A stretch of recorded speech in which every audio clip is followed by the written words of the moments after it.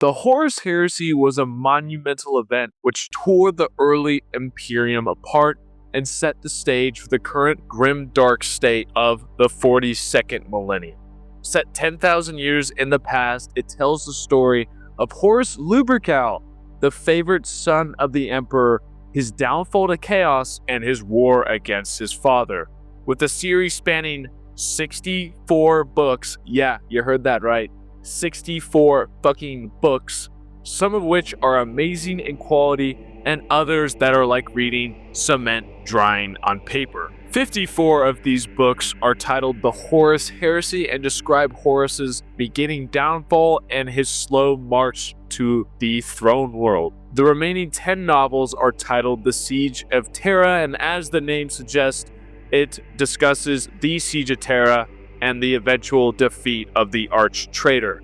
The Siege of Terra is especially good with gems like Saturn, Warhawk, Echoes of Eternity, and the final trilogy, The End and the Death. I would highly recommend checking these books out if you're interested in the Horus Heresy. 10 out of 10 milk stars, fellas, especially if you like seeing Sigismund shank the fuck out of traitor marines left and right.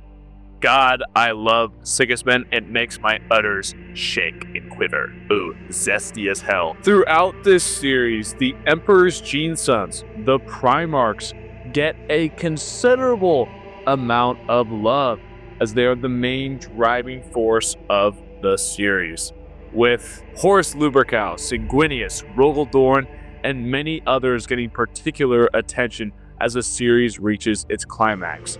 But others, like Vulcan, Ferrus Manus, and the emo boy himself, Corvus Corax, get little to no spotlight. There are several reasons for this, but to put it simply, it is a combination of bad writing, the driving force of the Istvan V Dropsite Massacre, and the overall laziness of Games Workshop.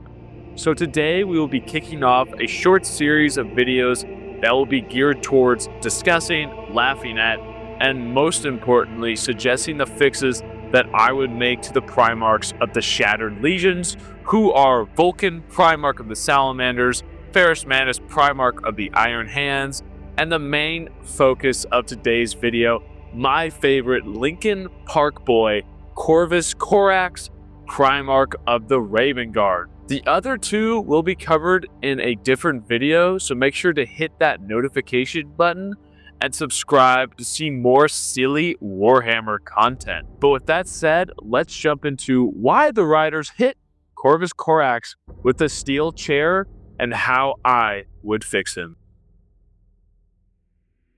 Let's start with a quick overview of who Bird Boy is. Corvus Corax, which is quite literally the silliest name I've ever heard, and it legit means crow or raven crow in Latin.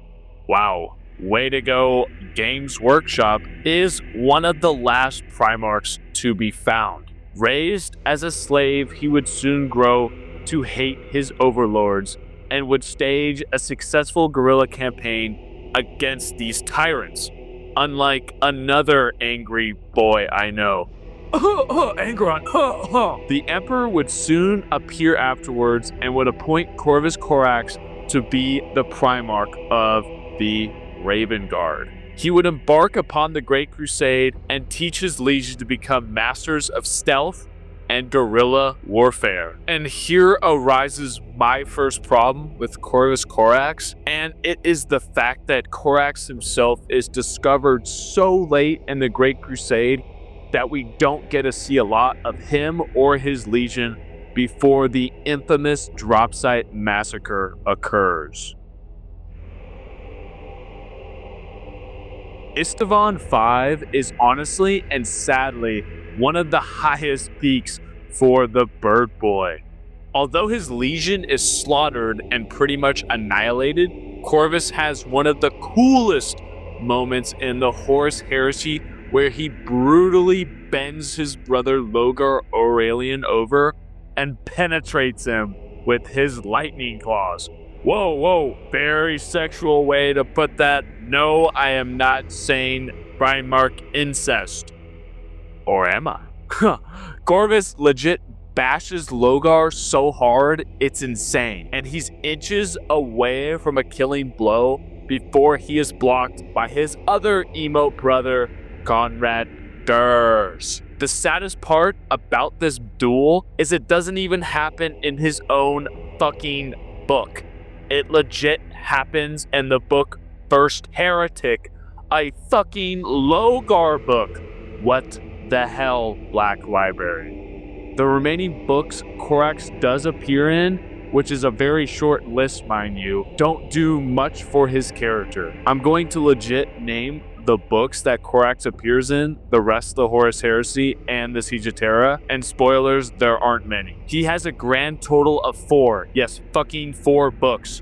Please correct me if I'm wrong though. Corax, Lord of Shadows by Guy Haley, Raven's Flight by Gav Thorpe, Deliverance Lost by Gav Thorpe, and Corax by Gav Thorpe. Some of these are even short stories, not full-length books. And almost all these books too, Corax looks like a complete dumbass and is damn near full-blown suicidal. After the drop site massacre, Bird Boy doesn't even get a single dub or shining moment. I kid you not, the dude just wants to die from that point on. Emphasis on the emo. I think the only good Corax moment we have for the remainder of the series is him saving Lehman Russ and the Space Wolves' butts. But that's legit about it. He even fucks up being given the template to create more Space Marines by letting the Alpha Legion tamper with it. Like the writers massacred my boy. He's smart enough to lead a whole fucking planet in an uprising, but can't see through the silly Alpha Legion tampering with his seamen. I also want to add that the characters keep saying, "Oh, Corvus and the Raven Guard are harassing Horus." Well, where the fuck do we see that? It's legit all word of mouth, and the Black Library couldn't be bothered to write a book about it. Like, we see more of the orphan sons of the Iron Fist fighting their guerrilla war than we see Corax's. From my perspective, this is what Corax looks like throughout the series, and it's stupid. Bird Boy meets Legion, makes them ninjas.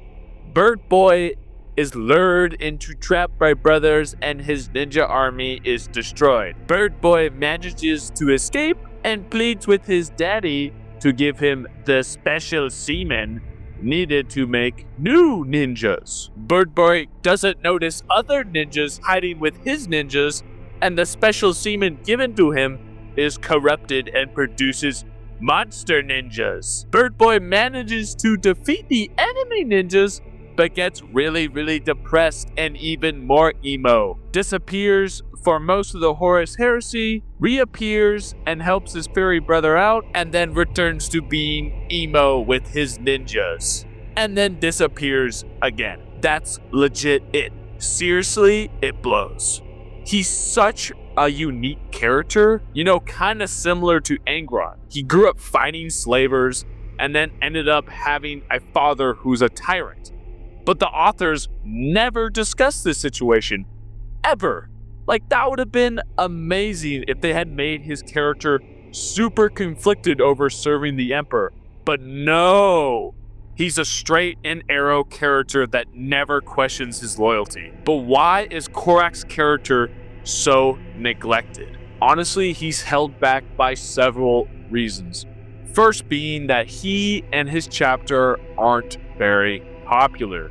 The Raven Guard and the 40th Millennium are just not in the same class as the Ultramarines, the Dark Angels, or the Blood Angels, and due to this, there's hardly any lore written about them. Corvus Corax himself has always been considered among the more boring and uninteresting Primarchs, and coming into the novel series, he has to deal with the 1-2 punch that is being an anti-slavery loyalist, which makes him not just a hypocrite, but a hypocrite whose arguments stand on their own with literally no justification whatsoever. This comes to my second point, which is his hypocritical character that we spoke about and the overall bad writing that comes with it.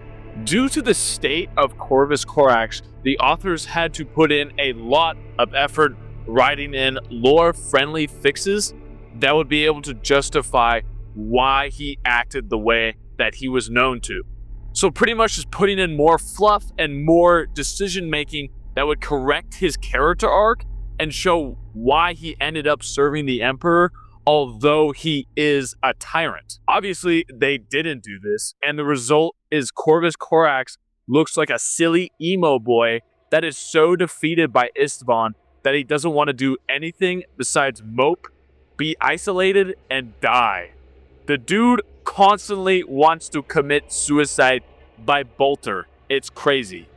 And this is all mainly the writer's fault, especially Gab Thorpe. Fuck you, Gab Thorpe. I'm being so mean, but it's the truth.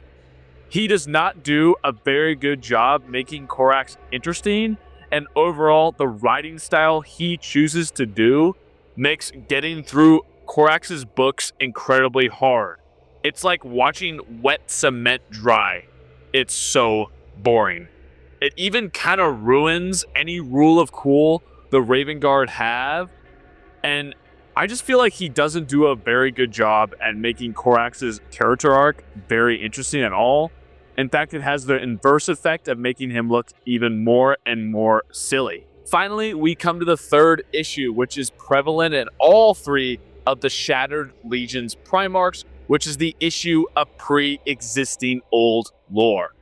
Due to the drop site massacre occurring, all three of these Primarchs legions are destroyed, and thus they don't really have a broader impact upon the Horus Heresy. In the old lore, Corax doesn't even appear in the Siege of Terra or the remainder of the Heresy, which means the author of the book series are inclined to follow this guideline set by the old lore and not include him due to the repercussions that would have on the lore. So it's pretty much that Games Workshop was too lazy to really shoehorn in a new Corax arc that would separate him from, the older arc he had when the Horus Heresy was just getting fleshed out. But we do see these types of changes in the Horus Heresy. Like Perturabo, for example, was not in the Siege of Terra and the old lore, and then they retconned it so he was at the Siege of Terra. So it's definitely possible, but once again, I think Games Workshop was just lazy as fuck, LOL. Alright, but enough shitting on the writers, my B fellas. How would I fix the bird boy Corvus Corax? First off, I would change Corax's beginning arc, either introducing aliens that oppress society rather than human overlords, which would make it an easy way out for his hypocritical character arc, or I would put in legit an ounce of effort into Corvus realizing that who he's fighting for is hypocritical, and maybe have him even contemplate which side to join, Horus or the Emperor. Kind of similar to the Khan, who, mind you, had his own old lore retcon. So it's definitely possible. I would actually make Corax feel human and despair in the fact that he is helping the wheel of slavery and tyranny continue to roll instead of breaking it. It would be super interesting to see Corax decide between the chance of maybe aiding Horus, who could make promises on freeing humanity from the boot of tyranny, but ultimately Corax would see that Horus is influenced by yet another tyrant, the Chaos Gods, and then he would ultimately make his decision to remain loyal to the Emperor. Come on, Games Workshop, it's not that fucking hard. Additionally, I would also make Corax's role in the Horus Heresy a lot more prominent. I would keep his same arc up until after the Alpha Legion's sabotage of the Emperor's scene-in. After this, I would add a huge new element to the Heresy, which would be a guerrilla war between the Raven Guard and the Alpha Legion. Pitting Corvus Corax versus Omegon would be perfect, as Omegon had legit just been on Rivendell, where Corax had lost his dad's magic stuff. There could be a whole new arc where Corvus strikes back against the Alpha Legion and attempts to recover the Emperor's DNA since it's so special. We could even add more Alpha Legion hijinks where you're so confused about whether they're loyal or not the whole time. Maybe even throw in a new Primarch duel just to increase the stakes and make Corax look less like an emo boy. This way, Corvus is still not on Terra, but would explain why he isn't off fighting some guerrilla war we don't actually see. The ending could be the destruction of the DNA or Omegon disappearing, providing Corax with some troubling revelation that would result in Corax seeking solitude and then leaving for the Eye of Terra, where he would eventually become his warp version of himself in a unique and interesting way. Something that doesn't happen in canon. It would actually show how Corvus would become his warp demon state and would be a phenomenal way for his character to exit the 30th millennium, leaving the readers in suspense and adding further mystery into where he is going and why. It could be directly related to something even. Omegon would tell him maybe about the Primarchs or something correlated with the Emperor. Maybe even Corax gains his demon power after almost dying to Omegon. This could set the stage for the loyalist Primarchs to gain these warp forms in the future and allow them to fight their traitorous demon brother Primarchs on equal footing. Since I know I've talked about this in the past, but I'm gonna talk about it again, it's stupid as fuck that a base Primarch would beat a demon Primarch, okay? It's stupid. I think it's time for a video, guys. I really do think it's time. The demon Primarchs legit have inverse plot armor. It's silly. But back to Corax.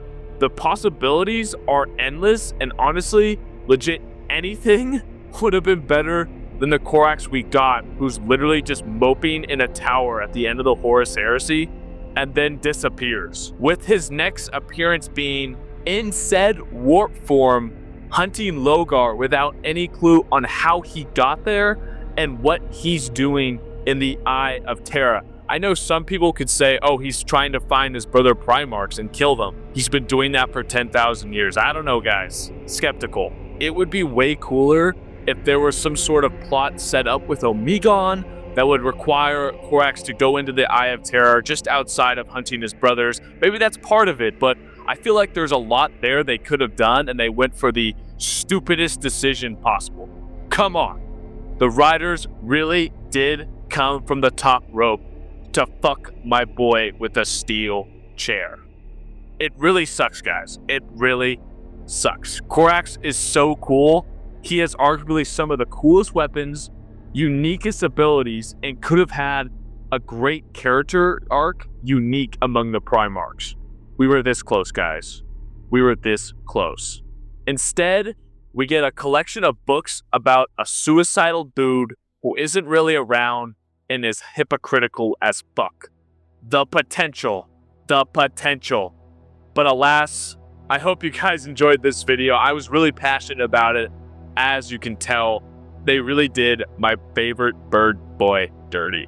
RKO from the top of the ring. Once again, if you're not subbed, I would greatly appreciate it if you would hit that sub button and join the herd. And if you like the video, hit the like button. But as always, guys and gals, stay milked. I'll see you in the next video where we shall discuss what chaos gods I would serve under and do heinous activities for. It'll be a fun one. Get that vitamin D, guys, and I'll see you in the next video.